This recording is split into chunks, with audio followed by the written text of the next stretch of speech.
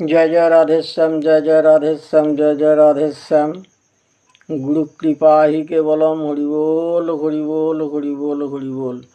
निताई गौर हरि बोल, निताई हरि हरि बोल। भज निताई गौर राधेश्याम, जप हरे कृष्ण हरे राम। भज निताई गौर राधेश्याम, जप हरे कृष्ण हरे राम। भज निताई गौर राधेश्याम, जप हरे कृष्ण हरे राम। निताई गौर राधेश्याम, जप हरे कृष्ण हरे राम।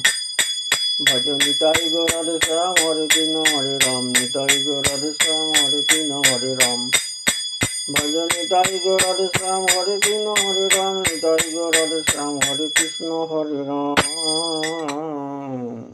ओह, ওরে বাবরে বাবরে বাবরে বাবরে বাবরে বাবরে বাবরে। আচ্ছা, শুনুন শুনুন শুনুন শুনুন শুনুন ভক্তগণ, বৈষ্ণবগণ, বন্ধুগণ, ভাই বন্ধু, মা ভগিনী সকলেই আদি করে শ্রবণ করবেন। এই অধমের কথা কিছু শ্রবণ করবেন। আচ্ছা, এখন আমাদের বক্তব্যটা কি? এখন বক্তব্যটা হচ্ছে, ধরুন দীর্ঘদিন ধরে এই যে ভগবানের প্রেম প্রেম প্রেম প্রেম প্রীতি ভালোবাসা ইত্যাদি করতে করতে করতে করতে আমরা অনেক দূরে চলে এসেছি, অনেক পথ অতিক্রম করে চলে এসেছি। এইবার নতুন করে আপনাদের সামনে একটা নতুন লীলা পরিবেশিত হবে।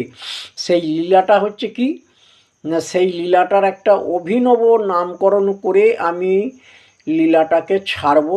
দু একদিনের মধ্যেই ছাড়ছি। সেই লীলাটা ছাড়তে গেলে পরে প্রথমেতেই যেমন ধরুন গৌরচন্দ্রিকা করতে হবে। তাহলে গৌরচন্দ্রিকা করে তারপরে তার ব্রজ লীলা, সেগুলো সমস্ত সব সূচনা করে আমি সব একে একে ছাড়বো। আজকে আপনাদের কাছে কি কথাটা বলছি শুনুন, চিন্তা করে দেখুন। ধরুন সময়ের ব্যবধানে কত কি পরিবর্তন হয়ে যেতে পারে, বটে কি না?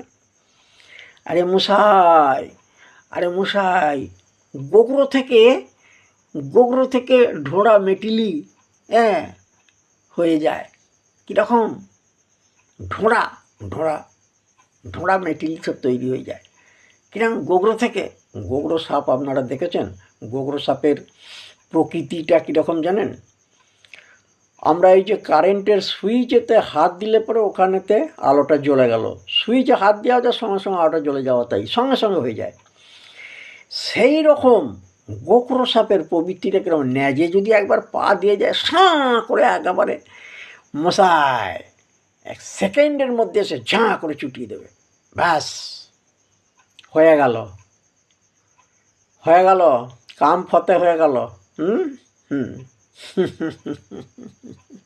আর তাকে বাপ বলতে হবে না, সঙ্গে সঙ্গে নিমেষের মধ্যেই বিষ চাড়িয়ে যে রুগী তো মারা যাবে। গোগরো সাপ, সেই গোগরো একদিন কেউটে হয়ে যায়, সেই গোগরো একদিন ঢোঁড়া হয়ে যায়, মেটিলি হয়ে যায়। কীরকম? এটা কি? তখন আর সে উঠতেও পারছে না, তার সেই ফনা ডালি চক্র সেসব আর নেই, সে আর এই দংশন আর করতে পারছে না। এটার মানেটা কি বুঝলেন? জ্ঞানী গুণী পণ্ডিত মানুষ, বল বিক্রম, ধৈর্য সব কিছুই আছে। একদিন সে সুন্দরভাবে ভগবানের লীলা বর্ণনা করেছেন, কীর্তন গান করেছেন, চারিদিকে পাঠ সমস্ত সব করে এসেছেন।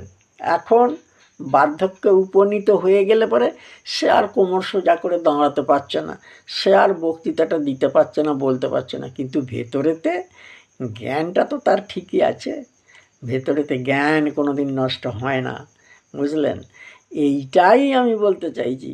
যাকে অত কথার আমাদের দরকার নেই। আমি আজকে যে বিষয়টাতে বর্ণনা করব সেটা হচ্ছে এই যে, আরে মশাই, প্রেম প্রীতি এসব অনেক দূরের কথা, আর অনেক দিন ধরে হচ্ছে, এরপরে তো সে ভালো লাগবে না।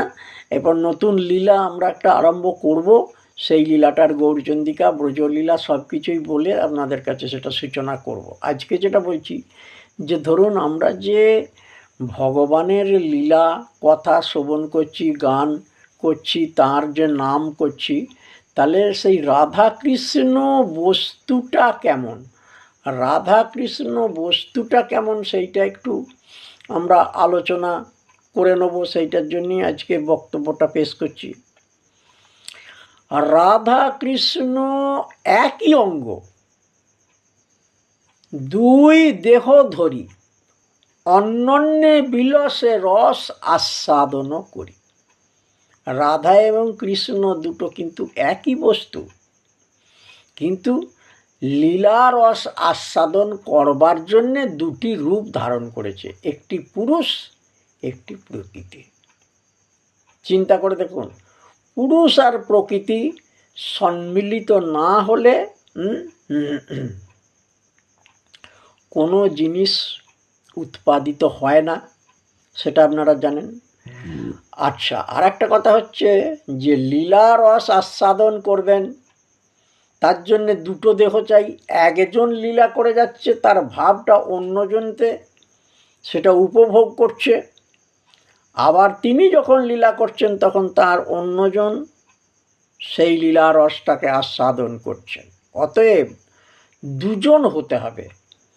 তাহলে রাধা এবং কৃষ্ণ একই বস্তু বটে, আপনারা এখনও ঠিক বুঝতে পারলেন না। যেমন ধরুন সূর্য থেকে সূর্যের কিরণটাকে আলাদা করতে পারবেন? পারা যাবে না। দুধের থেকে দুধের যে ধবলত্ব, সাদা যে ভাবটা, সেটা আপনি আলাদা করে সরিয়ে আনতে পারবেন? পারবেন না। সমুদ্রের যে জলরাশি, তার যে ঢেউ, তাহলে সমুদ্র থেকে ঢেউটাকে আপনি আলাদা করতে পারবেন? তা পারা যাবে না। তাহলে সেই রকম দ্বারা রাধা এবং কৃষ্ণ একই বস্তু, কিন্তু তারা দুই ভাব ধারণ করে এখন রস আস্বাদন করছেন। এটাই হচ্ছে মূল কথা। এইবারে যেমন ধরুন এখন লীলা যে বর্ণনা যে করা হচ্ছে, রাধা এবং কৃষ্ণের সম্পর্কটা সব সময় দেখুন কেমন আছে। রাধারানীর যতেক বাঞ্ছা কৃষ্ণেতেই রহে, কৃষ্ণের যতেক বাঞ্ছা রাধাতেই রহে।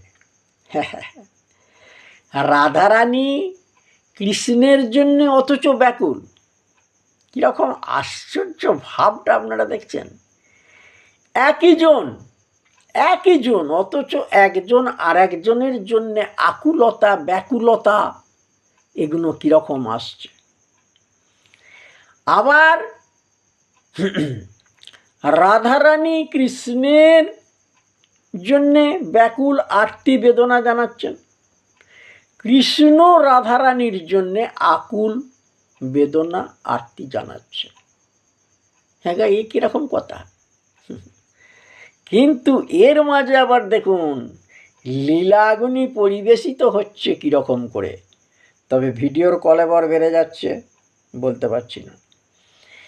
রাধারানী যা চাইছেন তাই কিন্তু কৃষ্ণের সুখ,